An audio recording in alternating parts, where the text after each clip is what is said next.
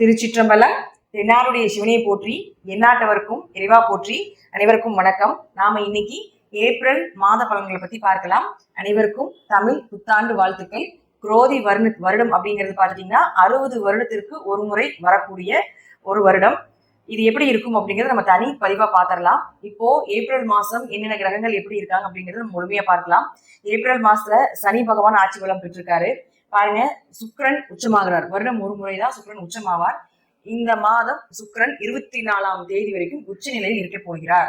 4 லக்னம், அதே போல 4 ராசிக்கு மட்டும்தான் சுக்கிர பகவான் யோகத்தை கொடுப்பார். அது என்னென்னது அப்படிங்கறது நம்ம பாத்துக்கலாம். அடுத்தது பாருங்க, சூரியனும் 13ஆம் தேதிக்கு மேல மேஷ வீட்டுக்கு வரார். அங்கேயும் சூரியன் உச்ச பலம் பெறுகிறார். அப்பொழுது சூரியன் யாருக்கு உச்சமாக இருந்தால் யோகத்தை கொடுப்பார் அப்படிங்கிறதையும் நம்ம பார்க்கலாம். அடுத்த விஷயம் என்னன்னு பாத்துட்டீங்கன்னா, புதன் இங்க நீசம்தான் ஆகிற, நீசமானாலும் வக்ர நிலையை 25ஆம் தேதி வரைக்கும் இருக்கு. வக்ரமாகிறார். எந்த ஒரு கிரகம் நீசமாக இருந்தால், வக்ரம் நிலை அடைந்தால் உச்ச பலனை அடைவார்கள்.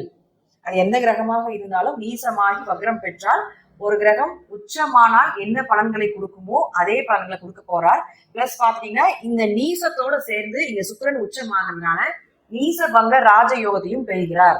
அப்ப எந்த ராசிக்கு யாரெல்லாம் நீசபங்க ராஜயோகத்தை பெறுகிறார்கள் அப்படிங்கிறதையும் நம்ம முழுமையா ஒவ்வொரு ராசிக்கா நம்ம பார்க்கலாம். அதற்கு முன்னாடி நம்மளுடைய சேனலை சப்ஸ்கிரைப் பண்ணிக்கோங்க.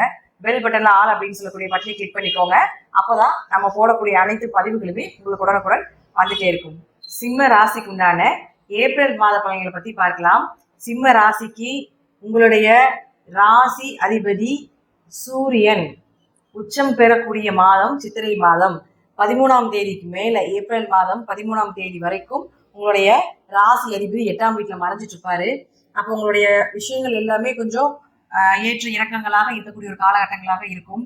8ஆம் இடம் அப்படிங்கிறது பாத்தீங்கன்னா, சுக்கிரனோட சேர்ந்து இருக்கும் பொழுது வண்டி வாகனத்துல பயணம் செய்யறது, ஒரு நோய் சம்பந்தப்பட்ட விஷயங்கள் அதிகமாகிறது, கொஞ்சம் அவமானங்கள் செய்யக்கூடியது, சின்ன சின்ன விஷயங்கள் கொஞ்சம் மனம் வருந்தக்கூடிய ஒரு சூழ்நிலைகள், மனசு கஷ்டமா இருக்குதுப்பா, என்னன்னே தெரியல, நமக்கு இப்படிலாம் நடக்குது அப்படின்னு சொல்லுவோம் இல்லைங்களா. அந்த மாதிரி விஷயத்தை எல்லாமே இந்த சனி கண்ட சனியை பார்த்துட்டு இருக்கக்கூடிய காலகட்டங்களாக இருக்கிறதுனாலே கொஞ்சம் மன ரீதியாக கொஞ்சம் பாதிப்புகளை கொடுக்கும்.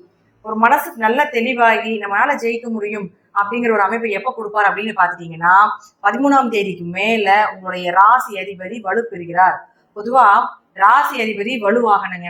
ஒரு லக்னமாக இருந்தாலும் சரி, ராசியாக இருந்தாலும் சரி, நம்முடைய ராசி அதிபதி லக்னாதிபதி நல்ல நிலையில் இருந்தால் எதையும் போராடி கூட ஜெயிக்கலாம். நமக்கு ஈஸியா வருதோ இல்லையோ, ஆனா நம்ம என்ன விஷயம், நம்ம என்ன செய்யணும்னு நினைக்கிறோமோ அதை ஜெயிப்பதற்குண்டான வாய்ப்புகளையாவது நிச்சயமாக ஏற்படுத்தி கொடுக்கும். அப்ப ராசி அதிபதினு சொல்லக்கூடிய சூரியன் உங்களுடைய ராசிக்கு 9ஆம் வீட்டுல உச்சம் பெறக்கூடிய காலகட்டங்கள் 13ஆம் தேதிக்கு மேல. அப்ப அதற்கு மேல ஒரு நல்ல விடிவு காலம் அப்படிங்கிறது உங்களுக்கு உண்டு. பூர்வீகம் சார்ந்த சொத்துக்கள், கொஞ்சம் உடல்நிலையில நல்ல ஒரு திருப்தி, உடல்நிலைகள்ல நல்ல மாற்றங்கள், இதெல்லாமே ஏற்படுத்தி கொடுப்பார். 9ஆம் இடம் அப்படிங்கிறது உயர்கல்வியை சொல்றதுனால உயர்கல்விக்குண்டான ஒரு வாய்ப்பையும் நிச்சயமாக ஏற்படுத்தி கொடுப்பார். தந்தைக்கும் உங்களுக்கும் இருந்து வந்த கருத்து வேறுபாடுகள், தந்தையினுடைய ஆயுள் பலம், ஆரோக்கிய பலம், இதெல்லாமே சிறப்பா இருக்கக்கூடிய அமைப்பையும் நிச்சயமாக ஏற்படுத்தி கொடுப்பார். அடுத்தமுடைய ராசிக்கு 2 மற்றும் 11ஆம் அதிபதினு சொல்லக்கூடிய தன வரவு, பணம் வரணும் அப்படின்னா 2ஆம் இடம். லாபம், அதிக லாபம், பெரிய லாபம் கிடைக்கணும் அப்படின்னா 11ஆம் இடம். அப்ப இந்த 2 இடத்துக்குமே ஒரே கிரகம் தான் உங்க ராசிக்கு. அது யாருன்னு பாத்தீங்கன்னா புதன் தான். அந்த புதன் 8ஆம் வீட்டுல இருக்கார். 2 குடையவர் 8ஆம் வீட்டில் இருப்பது மறைமுக தனம், திடீர் பரபரவு, திடீர் எதிர்பாராம ஏதாவது ஒரு லக்கு அப்படிங்கிறதெல்லாம் நம்ம சொல்லுவோம் இல்லைங்களா. அதெல்லாமே கிடைக்கக்கூடிய ஒரு அமைப்பு நிச்சயமாக இந்த சிம்ம ராசி மற்றும் சிம்ம லக்னக்காரர்களுக்கு ஏற்படும்.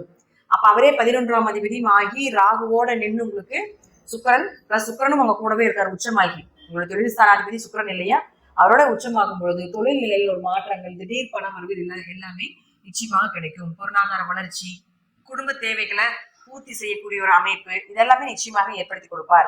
அடுத்து 3 மற்றும் 10ஆம் அதிபதினு சொல்லக்கூடிய சுக்கிரன் உச்சமாகிறார். உங்களுக்கு தொழில் யாரு கொடுப்பாருன்னா சுக்கிரன் தான். அவர் போய் 8ல உச்சமாகிறார். அப்ப தொழில்ல புதுசா எதுவும் பண்ண வேண்டாம். உச்சமாகி இருந்தாலும் இங்க ராகுவோட சேர்றார். எத்தனை கிரகங்கள் இங்க இருந்தாலும் இத்தனை கிரகத்தினுடைய தன்மையும் ராகு இழுத்து அதை அவர் மூலமாக கொடுப்பார். அப்ப 8ல ராகு இருக்கிறது ஒரு சிறப்பான அமைப்பு கிடையாது. அப்போ கொஞ்சம் அவமானங்களோ ஏதாவது ஒரு சூழ்நிலைகளை கொடுப்பாரு. அதனால தொழில் ரீதியாக கொஞ்சம் கவனமாக இருக்க வேண்டும். கூட சுக்கிரன் இருக்கிறதுனால தொழில்ல வேலை செய்யும் இடத்திலும் அல்லது தொழில் பார்க்கக்கூடிய இடத்திலும், சொந்த தொழிலாக இருந்தாலும் சரி, பெண்கள் கிட்ட கொஞ்சம் கவனமாக இருக்க வேண்டும். பெண்கள் மூலமாக ஏதாவது ஒரு அவமானங்களோ அல்லது பெண்கள் மூலமாக ஒரு கெட்ட பெயர்களோ தேவையில்லாத தொடர்புகளையோ இது எல்லாமே நிச்சயமாக ஏற்படுத்தி கொடுத்து விடுவார். அதனால இதுல மட்டும் கொஞ்சம் கவனமாக இருந்து செயல்படுத்த வேண்டும். தொழில புதுசா இன்வெஸ்ட்மெண்ட் பண்ண வேண்டாம், புதிய முயற்சிகள் வேண்டாம்.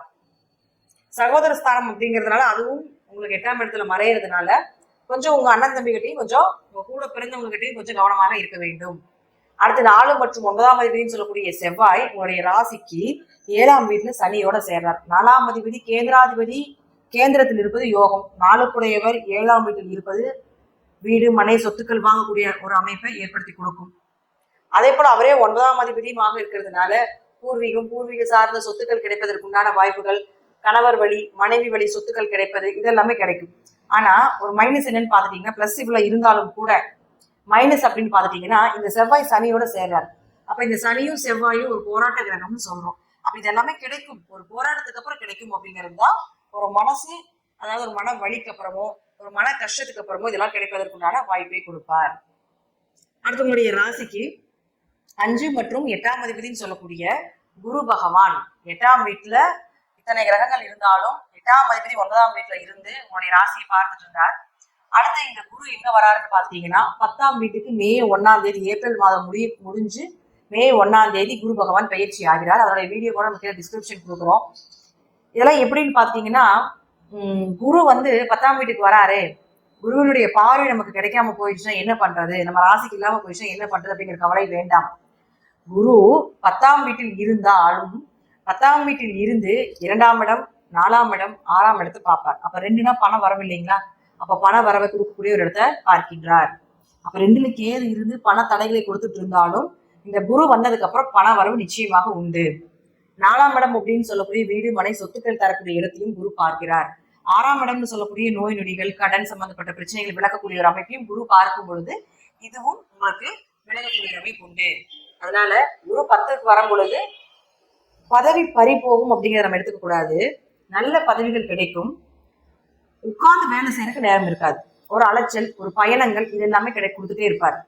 அதனால இந்த மே 1ஆம் தேதிக்கு மேல உங்களுக்கு வேலை பழுக்கள் கொஞ்சம் ஜாஸ்தியாக இருக்கும் அப்படிங்கிறத உண்மையை தவிர, வேலை அதிகமாக தான் இருக்குமே தவிர மற்றபடி அதன் மூலமாக உங்களுக்கு லாபங்களும் பணவரவும் நிச்சயமாக கிடைக்கும் அப்படிங்கிறதுல மாற்றமே இல்லை. அப்போ இந்த சிம்மராசி சிம்ம லக்னக்காரர்கள் பார்த்துட்டீங்கன்னா இந்த மாதம் ஒரு வெளிச்சம் அப்படிங்கிறது நிச்சயமாக கிடைக்கும். கொஞ்சம் 8ஆம் இடத்துல 4 கிரகங்கள் இருக்கிறதுனால திடீர் பணவரவு, திடீர் யோகங்கள் இருந்தாலும் பெண்கள் விஷயத்துல, கணவன் மனைவி விஷயத்துல கொஞ்சம் கவனமாக இருக்க வேண்டும். சிறு அவமானங்களையும் கொடுக்கும் அப்படிங்கிறது உண்மை. உங்க தசாபுத்திப்படி நான் சொல்லக்கூடிய கருத்துக்கள் சிறிது மாறுபடலாம். நன்றி. மீண்டும் ஒரு நல்ல பதிவில் சந்திக்கலாம். திருச்சிற்றம்பலம், தில்லையம்பலம், ஸ்ரீ நரசிம்மத்தினுடைய சரணம்.